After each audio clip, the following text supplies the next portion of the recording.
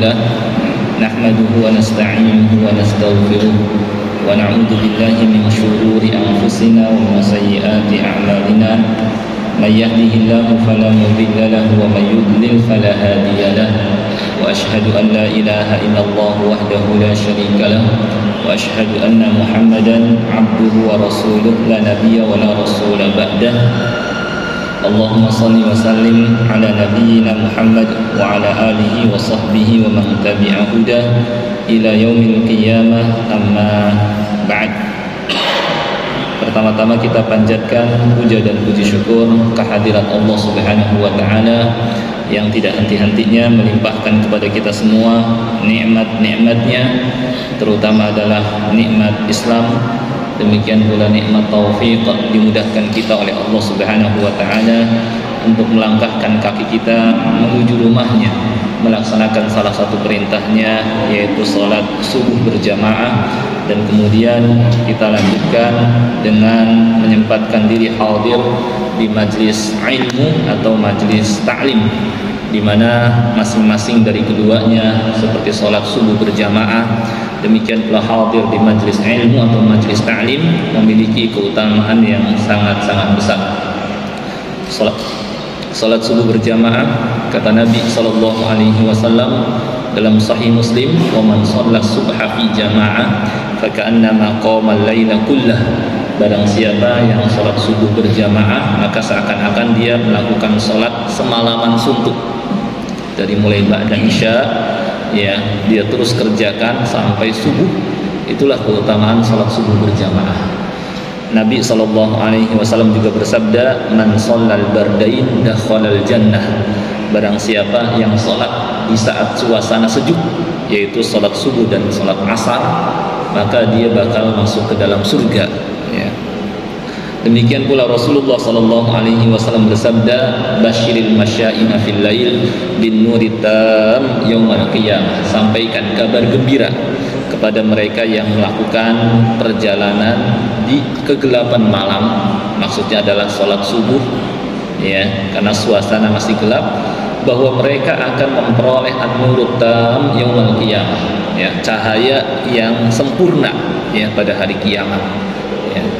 Dan lagi sholat berjamaah sendiri afdalu min sholatil fardhi bi 27 darajah, lebih utama daripada sholat sendiri dengan 27 derajat. Perbandingannya sangat jauh, 1:27. Kalau perbandingannya 1:3, 1:5 masih mendekati, tapi kalau 1:27 ya sangat jauh sekali perbandingannya. Maka sangat disayangkan mereka-mereka yang tidak mau menghadiri sholat subuh berjamaah, ya, dengan keutamaan yang sangat-sangat besar tadi. Sedangkan hadir di majlis ilmu pun sama memiliki keutamaan yang sangat-sangat besar, yang diantaranya sabda Nabi SAW, "Wa majtama'a qaumun fi baitin min buyutillah yatluna kitaballah wa yatadarasunahu fima bainahum illa nazalat 'alaihimus sakinah wa ghasyiyatuhumur rahmah wa haffathumul malaika wa dzakarahumullahu fiman 'indah." Tidaklah berkumpul satu kaum di salah satu rumah Allah, mereka mempelajari kitabnya, kemudian mengkaji antara sesama mereka, melainkan akan turun kepada mereka sakinah, ketentraman. Demikian pula mereka akan diliputi oleh rahmat, dikelilingi oleh malaikat, dan Allah akan sebut nama-nama mereka yang hadir di hadapan para malaikat yang ada di sisinya. Dan hadir di majelis ilmu, ya, merupakan jalan mudah untuk meraih surganya Allah Subhanahu wa taala. Wa man salaka tariqan yaltamisu fihi ilma sahalallahu bihi tariqan ilal jannah. Allah akan permudah baginya jalan ke surga.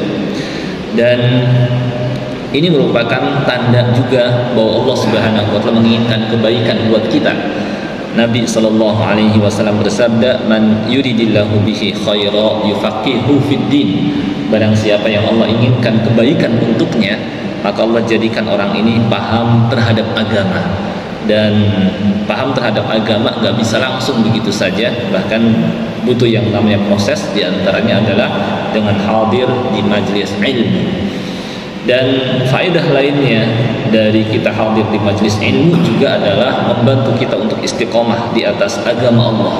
di tengah banyaknya fitan, godaan, cobaan, terlebih di akhir zaman. Yang kata Nabi SAW, baina yaday sa'ah fitan kaqatil lailil mudlim, sebelum tibanya hari kiamat terdapat banyaknya cobaan, godaan seperti potongan malam yang gelap.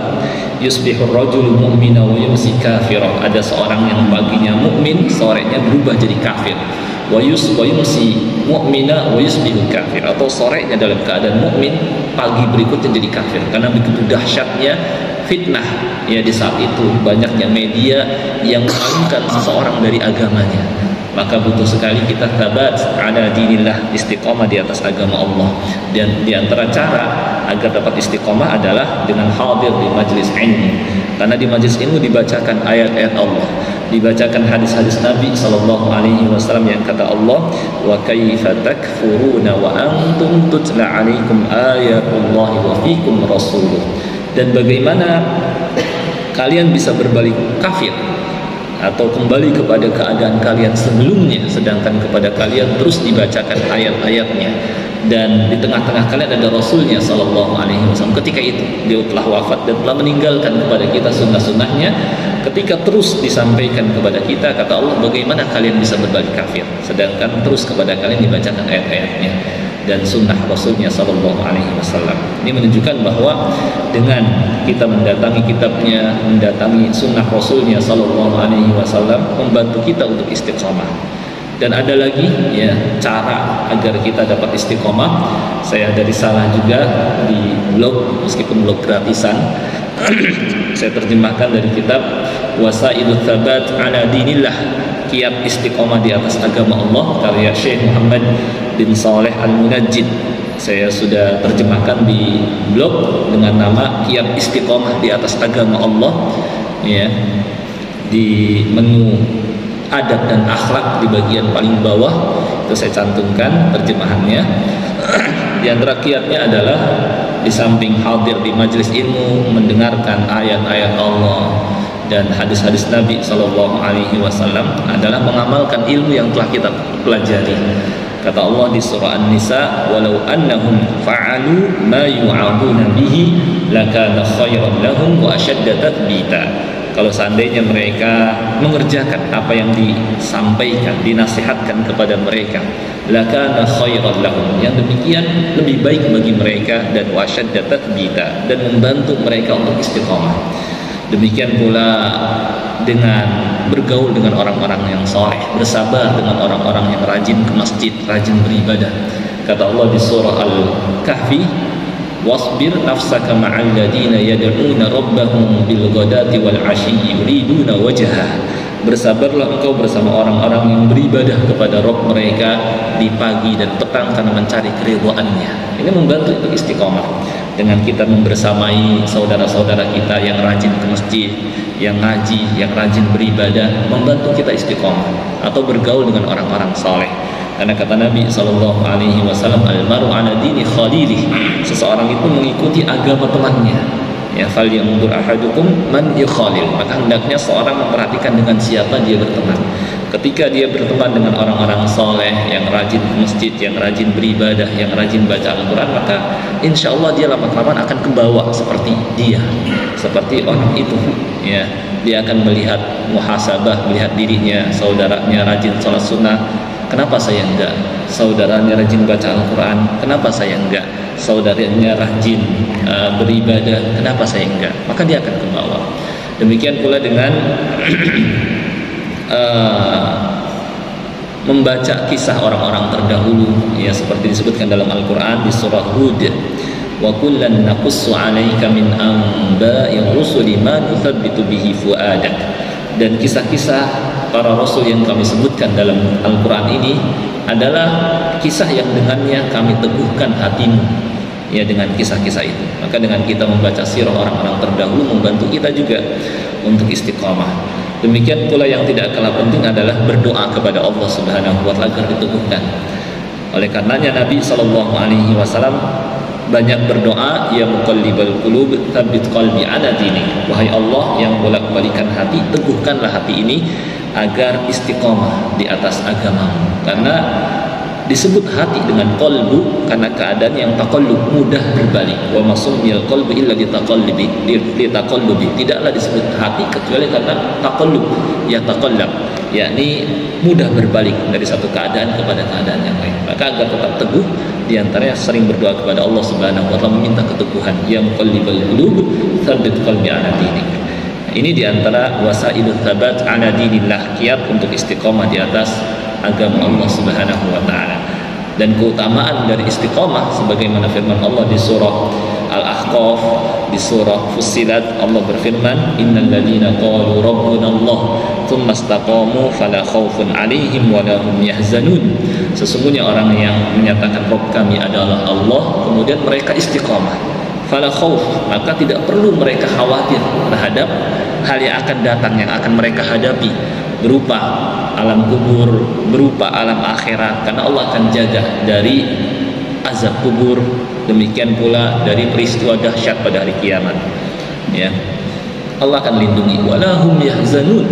Demikian pula tidak perlu bersedih hati terhadap yang ditinggalkan, baik keluarga, anak, istri, harta yang dia cintai, tidak perlu bersedih karena Allah Subhanahu wa taala akan siapkan ganti yang lebih baik, atau Allah akan pertemukan kalau sama-sama di atas keimanan. Ya, walladzina, dalam surah surah At-Tur, Allah berfirman, walladzina amanu wattaba'athum dzurriyyatuhum biiman alhaqna bihim dzurriyyatahum. Orang-orang yang beriman kemudian keturunan mereka mengikuti jejak langkah orang tuanya di atas keimanan, kami akan pertemukan. Ya.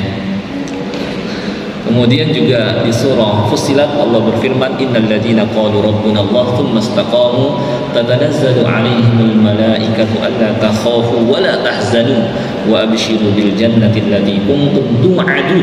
Sesungguhnya orang yang menyatakan Rabb kami adalah Allah, kemudian mereka istiqamah, maka akan turun kepada mereka malaikat memberikan kabar gembira, alla takhafu, jangan takut terhadap apa yang kau akan hadapi, seperti menghadapi kematian, menghadapi alam kubur, menghadapi alam akhirat. Allah akan tenangkan, alla takhafu wa la tahzanu, dan jangan bersedih hati. Wa abshiru bil jannah, dan bergembiralah ya dengan surga, ya allati kuntum tu'adun, yang dijanjikan kepada kalian. Maka ruh orang mukmin ya ketika diberikan kabar gembira ketika akan meninggal dunia, ya dia akan tenang. Sehingga Allah katakan, ya ayyatuhan nafsul mutmainnah irji'i ila rabbiki radiyatan mardiyah. Ya, wahai jiwa yang tenang, ya kembalilah kepada Rabbmu dalam keadaan ridha, puas lagi di ridha. Fadkhuli fi ibadi wadkhuli jannati, masuklah ke dalam rombongan hamba-hambaku dan masuklah ke dalam surgaku. Sehingga ruhnya akan keluar dari jasadnya dalam keadaan mudah, seperti mudahnya keluar air dari teko, mudah gitu. Beda dengan ruh orang kafir, ya dia nggak mau keluar dari jasadnya karena sudah diancam dengan neraka. Dikasampaikan kepadanya, ya ayyatuhan nafsul khabithah, wahai jiwa yang busuk, ukhruji ila ghadabillah, keluarlah menuju kemurkaan Allah. Dia pun nggak mau keluar dari jasadnya, sehingga karena nggak mau keluar ditarik secara paksa oleh malaikat An-Nazi'at, yang Allah bersumpah dengannya, wan-nazi'ati gharqa, demi malaikat yang mencabut nyawa dengan paksa, gitu ya, dengan keras, yaitu malaikat An-Nazi'at, ya malaikat maut yang mencabut nyawa orang-orang kafir.